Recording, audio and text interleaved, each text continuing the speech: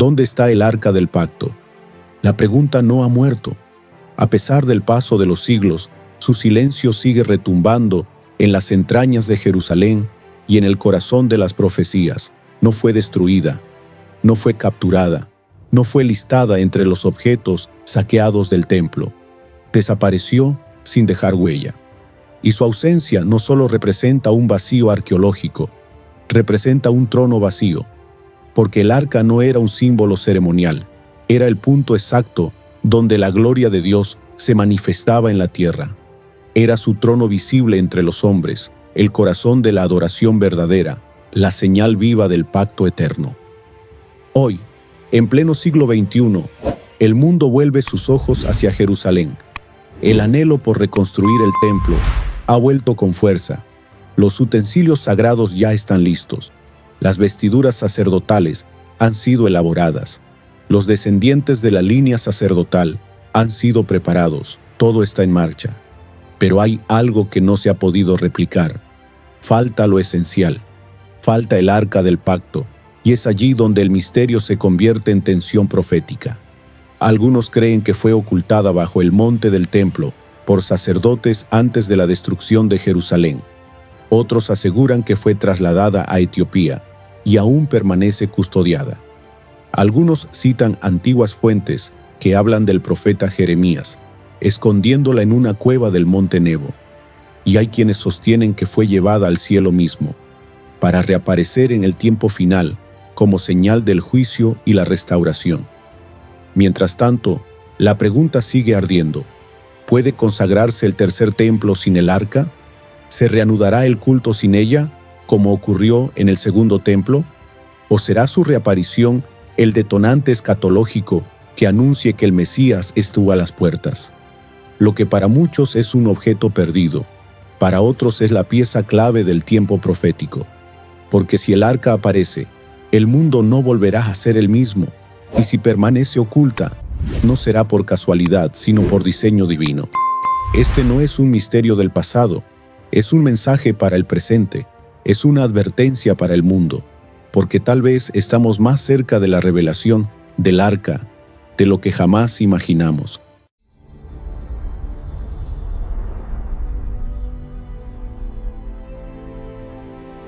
El arca del pacto fue un diseño divino, no humano. Dios mismo ordenó su construcción a Moisés en el monte Sinaí, como el centro del culto verdadero. Debía ser de madera incorruptible, símbolo de la humanidad de Cristo, recubierta de oro puro, símbolo de su divinidad, y sobre ella descansaba el propiciatorio, con 2 querubines de oro, representando el trono mismo de Dios en la tierra. Pero el valor del arca no estaba solo en su forma, sino en lo que guardaba. Las tablas del pacto, con los 10 mandamientos escritos por el dedo de Dios. Una vasija con maná, recordando la provisión divina en el desierto. Y la vara de Aarón florecida, símbolo de la autoridad sacerdotal dada por Dios. Estos 3 elementos resumían la relación entre Dios e Israel: ley, provisión y autoridad. El arca era mucho más que un objeto. Era el lugar donde la gloria de Dios descendía, el corazón espiritual del tabernáculo y luego del templo. Era el trono del Altísimo entre los hombres. Su función era sagrada, su diseño perfecto y su mensaje eterno. Desde su construcción en el Sinaí, el arca del pacto fue el eje de cada movimiento del pueblo de Israel. Cuando la nube de gloria se levantaba, el arca iba al frente. No era llevada como un adorno religioso. Era la manifestación del Dios vivo, guiando a su pueblo. Durante los años en el desierto, el arca reposaba dentro del lugar santísimo del tabernáculo, oculta tras el velo.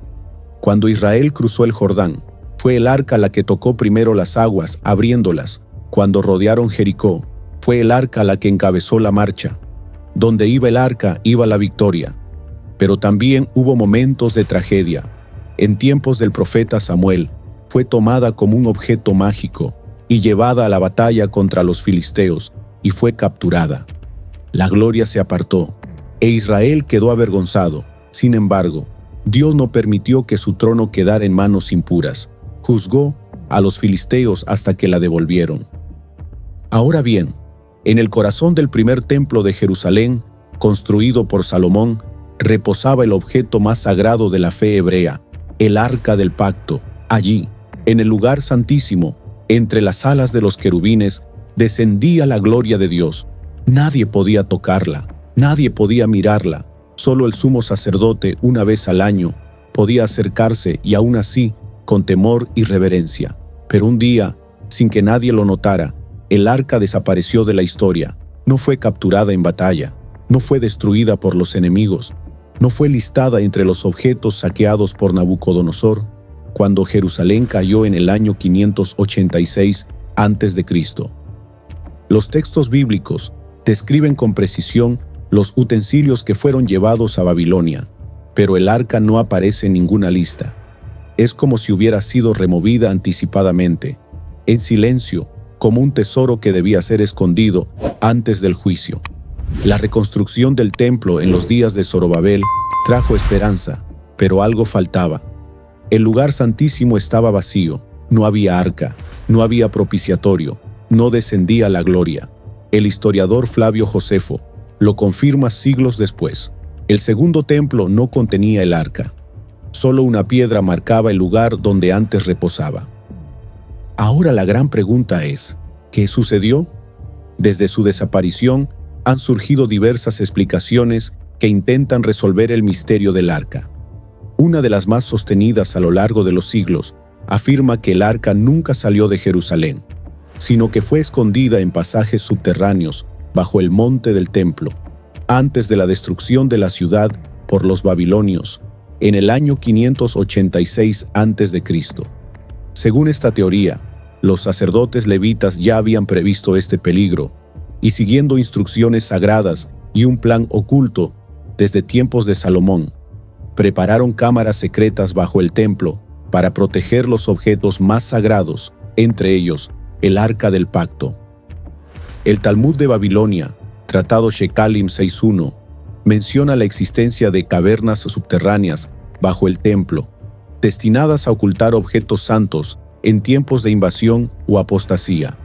Asimismo, el Midrash Rabbah señala que el arca no debía ser vista por cualquiera y que incluso su almacenamiento debía ser cuidadosamente ocultado.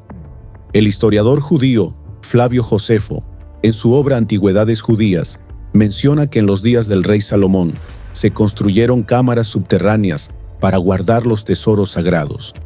Algunos estudiosos creen que estas cámaras fueron utilizadas por los sacerdotes durante la crisis del exilio para esconder el arca. En tiempos recientes, exploraciones como las de la organización israelí Temple Mount Faithful y arqueólogos como Ronnie Reich y Eli Shukron han documentado pasajes bajo la zona del monte del templo, incluyendo la llamada Fuente de Gijón y sistemas hidráulicos de la época de Ezequías. Aunque ninguna expedición ha sido autorizada directamente bajo la cúpula de la roca, testimonios de trabajadores de la Waqf islámica afirman que existen salas selladas bajo el santuario, algunas con restos de la antigüedad. El rabino Yehuda Getz, ex guardián del muro occidental, afirmó en varias entrevistas que sabía la ubicación del arca y que había visto indicios de ella en cámaras selladas dentro del monte del templo. Pero su testimonio fue rápidamente silenciado por razones políticas y religiosas. Algunos rabinos enseñan que el Mesías mismo la traerá a la luz y que su reaparición marcará el inicio de una nueva era de adoración y juicio. Otros, como el rabino Shlomo Goren, creen que la reconstrucción del templo sin el arca es válida, pero incompleta. Otras de las teorías más antiguas y difundidas sobre el paradero del Arca del Pacto sostiene que ésta fue trasladada a Etiopía, donde permanece oculta hasta hoy, custodiada por monjes en un lugar sagrado y totalmente inaccesible. La fuente principal de esta tradición es el Kebra Nagast, un antiguo texto etíope que afirma que el rey Salomón tuvo un hijo con la reina de Saba, llamado Menelik I. Al visitar Jerusalén para conocer a su padre, Menelik habría regresado a Etiopía, llevando consigo el Arca del Pacto, no como un robo, sino como parte del plan divino. Según esta versión, Los sacerdotes israelitas que lo acompañaron dejaron una réplica en el templo y se llevaron el original. La tradición afirma que el arca está en la ciudad sagrada de Axum, dentro de la iglesia de Santa María de Sión. Solo un monje tiene el derecho de verla y custodiarla hasta su muerte. Nadie más puede entrar al lugar. Investigadores como Graham Hancock han intentado confirmar esta historia sin éxito, pero los sacerdotes afirman con certeza que el arca está allí. Para la Iglesia Ortodoxa Etíope no es un mito. En cada iglesia hay una réplica del arca llamada Tabot, que se utiliza en procesiones sagradas durante la fiesta del Timket. Es parte central de su identidad religiosa. Sin embargo, la teoría es debatida. No hay pruebas arqueológicas, nadie ha visto el arca, y muchos consideran el Kebra Nagás más un texto teológico que histórico. Pero su poder simbólico y la fidelidad con la que ha sido preservada por siglos le otorgan un peso espiritual imposible de ignorar. Algunos creen que si realmente está en Etiopía, su retorno a Jerusalén marcará un momento clave en el cumplimiento profético. No será un evento político, sino una señal del cielo que anunciará el tiempo del Mesías. Otra teoría ampliamente discutida entre estudiosos y teólogos sostiene que el profeta Jeremías ocultó el arca del pacto en una cueva secreta del monte Nebo, justo antes de la destrucción del templo por los babilonios. Esta creencia tiene su fundamento en el segundo libro de los Macabeos, un texto histórico del período intertestamentario. En el capítulo 2, versículos 4 al 8, se narra cómo Jeremías, obedeciendo una revelación divina, llevó el arca, el altar del incienso y otros objetos sagrados a una cueva en el monte, donde Moisés contempló la tierra prometida antes de morir. Allí, según el relato, cerró la entrada y selló el lugar, diciendo que el sitio permanecería oculto hasta que Dios reuniera a su pueblo nuevamente. Monte Nebo está ubicado en la actual Jordania. Desde su cima se puede ver toda la región de Canaán. Fue el lugar donde Moisés murió y donde, según esta teoría, también quedaría oculto uno de los objetos más sagrados del Antiguo Testamento. A lo largo de los siglos, arqueólogos y exploradores han buscado sin éxito esta supuesta cueva. El terreno es accidentado y está plagado de cavernas. La Iglesia Ortodoxa local y algunas organizaciones cristianas han mostrado interés en esta versión, pero no existe una prueba definitiva de su veracidad.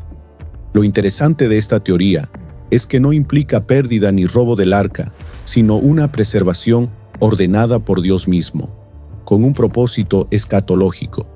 Jeremías no habría actuado por miedo, sino por obediencia, sabiendo que llegaría un tiempo en que el arca volvería a manifestarse como parte del plan divino.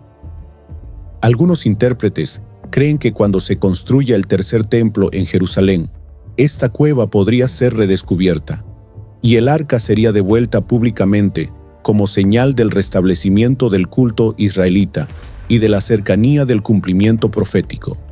Una de las teorías más impactantes sobre el destino del arca del pacto es que fue llevada al cielo mismo. Esta idea surge de Apocalipsis 11, verso 19, donde el apóstol Juan escribe: «Y el templo de Dios fue abierto en el cielo, y el arca de su pacto se veía en el templo, y hubo relámpagos, voces, truenos, un terremoto y grande granizo».